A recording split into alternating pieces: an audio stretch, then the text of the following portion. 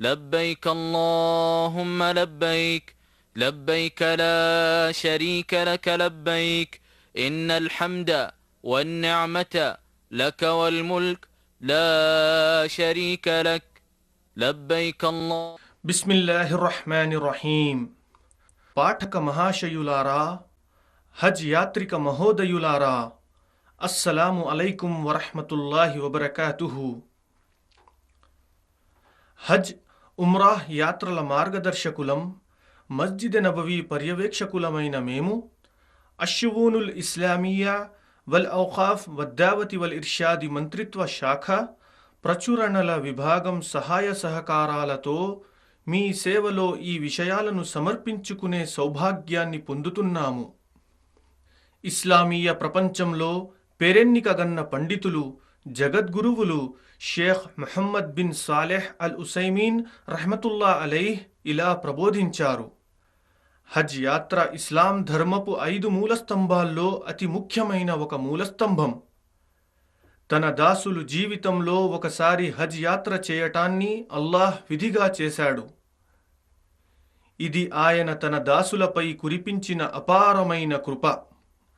అత్యంత గౌరవప్రదమైన అల్లాహ్ గృహయాత్రకు బయలుదేరేవారు తప్పనిసరిగా చిత్తశుద్ధితో కేవలం అల్లాహ్ ప్రసన్నత కోసం తమ హజ్ యాత్రా ప్రయాణాన్ని ప్రారంభించాలి.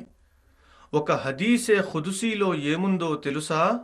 అల్లాహ్ అంటున్నాడు, దైవత్వంలో భాగస్వామ్యం కల్పించబడే భాగస్వాములందరిలోకెల్లా నేను అతి ఎక్కువగా ఆ భాగస్వామ్యాన్ని అనగా షిర్కును అసహ్యించుకుంటాను.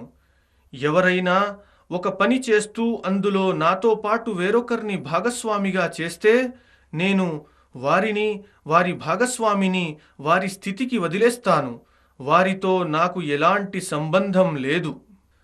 ప్రియ హజ్ యాత్రికులకు నేను చేయబోయే మరో హితోపదేశం ఏమిటంటే, మీ ఆరాధనలన్నిటిలోనూ దైవ ప్రవక్త సల్లల్లాహు అలైహి వసల్లం వారి విధాన అనుసరణను తప్పకుండా దృష్టిలో పెట్టుకొని వ్యవహరించండి. శుభప్రదమైన మీ హజ్ ప్రయాణానికి ముందే హజ్, ఉమ్రాహ్ యాత్రలకు సంబంధించిన ఆజ్ఞల్ని, నియమాలను, విధానాన్ని గురించి వివరంగా తెలుసుకోండి, నేర్చుకోండి.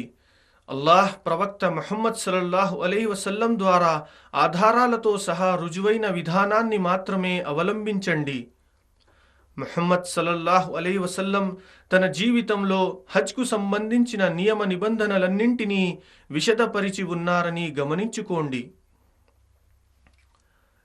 ముహమ్మద్ సల్లల్లాహు అలైహి వసల్లం స్వయంగా హజ్ చేస్తున్నప్పుడు తన సహచరులతో ఆయన, ప్రజలారా, హజ్ యాత్రకు సంబంధించిన విషయాలను మీరు నా దగ్గర నేర్చుకోండి అని పదే పదే ప్రోత్సహించిన సందర్భాన్ని మర్చిపోకండి.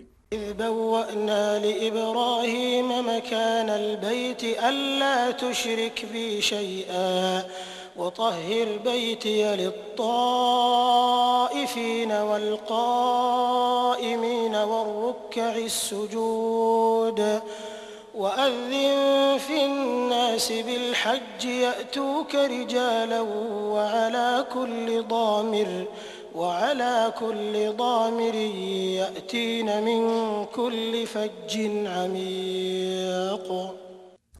పవిత్ర మక్కా నగరం ఈ భూప్రపంచంలో ఇతర నగరాలు, పట్టణాలన్నిటిలోకెల్లా పవిత్ర మక్కా నగరం అల్లాహ్కు, అల్లాహ్ ప్రవక్త ముహమ్మద్ సల్లల్లాహు అలైహి వసల్లంకు అత్యంత ప్రియమైనది. ఈ నగరంలోనే కాబా గృహం నెలకొని ఉన్నది.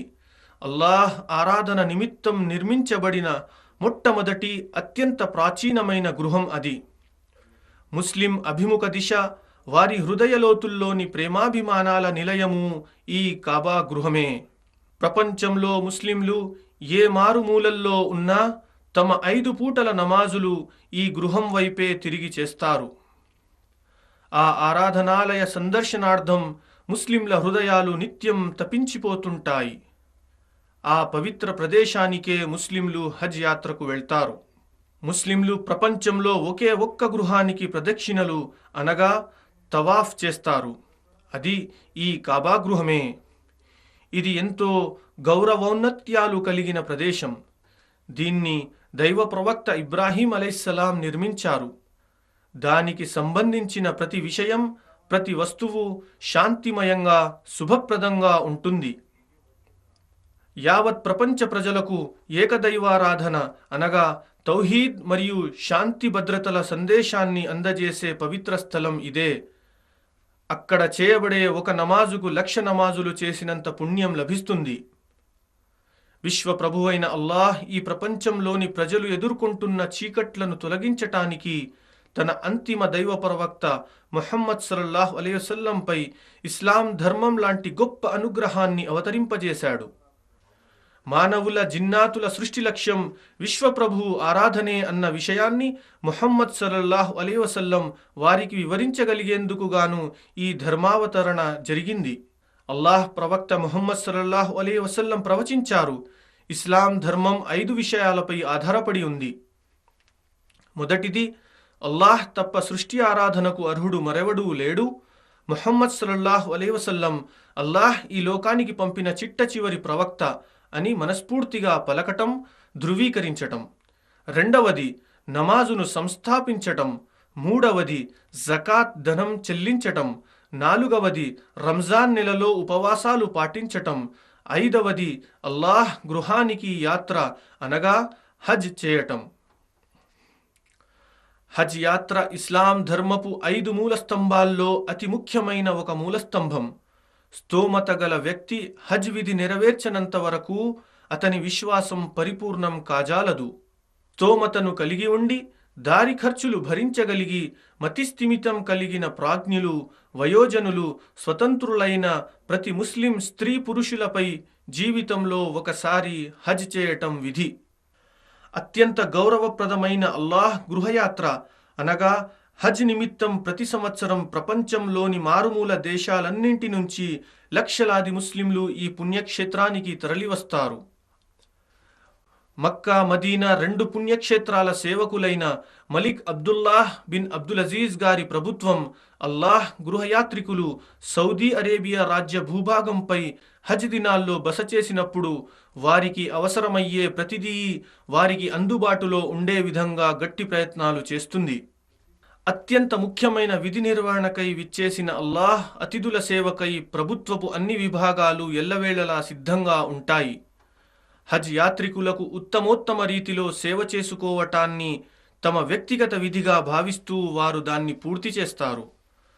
కరుణామయుని అతిథులైన హజ్ యాత్రికులు పుణ్యక్షేత్రంలో అడుగుపెట్టిన దగ్గరి నుంచి వారు తమ స్వదేశాలకు బయలుదేరేంత వరకు హరం క్షేత్రంలో శాంతి సుభద్రతల కోసం అన్ని రకాల వనరుల్ని సమర్పించుకుంటారు. ఓ అల్లాహ్ అతిథుల్లారా, మక్కా, మదీనా 2 పుణ్యక్షేత్రాల సేవకులైన మలిక్ అబ్దుల్లా బిన్ అబ్దుల్ అజీజ్ గారి ప్రభుత్వం తరపున మీ సౌలభ్యం కోసం అన్ని ఏర్పాట్లు చేయటం జరిగింది. మీకోసం లెక్కలేనన్ని ప్రాజెక్టులను చేపట్టడం జరిగింది.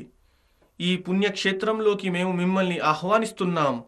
మీ హాయి కోసం, మీ శాంతి సుఖాల నిమిత్తం సమర్పించబడిన ఈ సౌకర్యాల ద్వారా ప్రయోజనం పొందే విషయంలో మీరు ఏమాత్రం మొహమాట పడకండి. ఈ పవిత్ర క్షేత్రంలోకి మేము మిమ్మల్ని మరోమారు మనసారా స్వాగతిస్తున్నాం.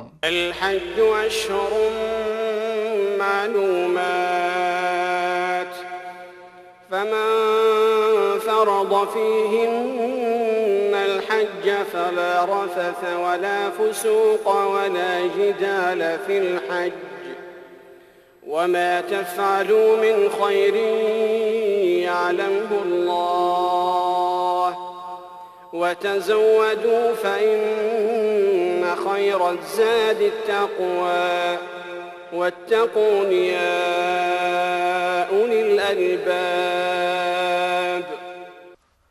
దైవ ప్రవక్త సల్లల్లాహు అలైహి వసల్లం విధానం అనగా సున్నత్ ప్రకారం హజ్ చేసే పద్ధతి.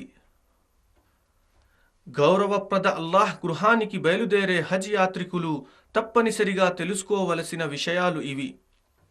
హజ్ యాత్ర 3 రకాలు. ఆ 3 రకాల్లో తాను ఏ రకపు హజ్ చేయబోతున్నాడో హజ్ యాత్రికునికి తెలిసి ఉండటం తప్పనిసరి. హజ్ యాత్రలోని ఆ 3 రకాలు ఇవి. మొదటిది హజ్జె తమత్తు, రెండవది హజ్జె ఖిరాన్, మూడవది హజ్జె ఇఫ్రాద్. ఈ మూడింటిలో హజ్జె తమత్తు అత్యంత ఘనమైనది.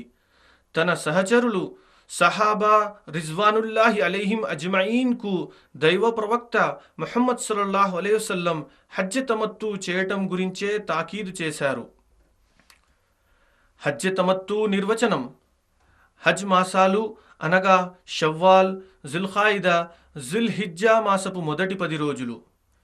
ఈ మధ్యకాలంలో ఎప్పుడైనా ఉమ్రా యాత్ర కోసం ఇహ్రాం దీక్ష బూనాలి. ఉమ్రా యాత్ర సంపూర్ణంగా నెరవేర్చి దీక్షను విరమించాలి. తరువాత అదే సంవత్సరం జుల్హిజ్జా నెల 8వ తేదీన మక్కా నుంచి లేక తాను ఉంటున్న ప్రదేశం నుంచే హజ్ యాత్ర కొరకు ఇహ్రాం దీక్ష బూనాలి.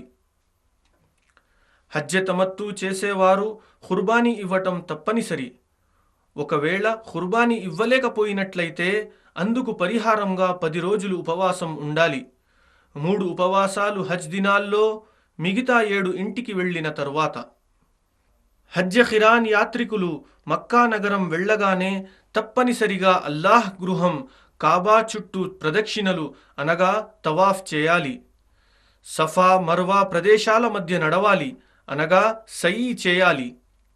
అప్పుడే ఇహ్రాం దీక్షను విరమించకూడదు. హజ్జె ఖిరాన్ చేసేవారు కూడా ఖుర్బానీ ఇవ్వటం తప్పనిసరి. ఒకవేళ ఖుర్బానీ ఇవ్వలేకపోయినట్లయితే అందుకు పరిహారంగా 10 రోజులు ఉపవాసం ఉండాలి. 3 ఉపవాసాలు హజ్ దినాల్లో, మిగతా 7 ఇంటికి వెళ్లిన తరువాత. హజ్జె ఇఫ్రాద్ నిర్వచనం: ఈ విధానం ప్రకారం యాత్రికులు కేవలం హజ్ కోసం మాత్రమే సంకల్పం చేసుకుంటారు. అందుకోసమే ఇహ్రాం దీక్ష చేపడతారు. మక్కా నగరంలో ప్రవేశించి కాబా గృహం చుట్టూ ప్రదక్షిణలు అనగా తవాఫ్ చేస్తారు. ఈ తవాఫ్ని తవాఫె ఖుదూమ్ అంటారు. తరువాత సయీ చేస్తారు. ఆ విధంగా ఖుర్బానీ రోజు అనగా యౌమున్ నహర్ వరకు వీరు ఇహ్రాం దీక్షను విరమించరు. హజ్జె ఇఫ్రాద్ చేసేవారికి ఖుర్బానీ తప్పనిసరి కాదు. ఈ 3 రకాల యాత్రల్లో హజ్జె తమత్తు అత్యంత ఘనమైనది. తరువాత అత్యంత పుణ్యప్రదమైనది హజ్జె ఖిరాన్, ఆ తరువాత హజ్జె ఇఫ్రాద్. ఇహ్రాం దీక్షతో హజ్ యాత్రా విధులు ప్రారంభమవుతాయి.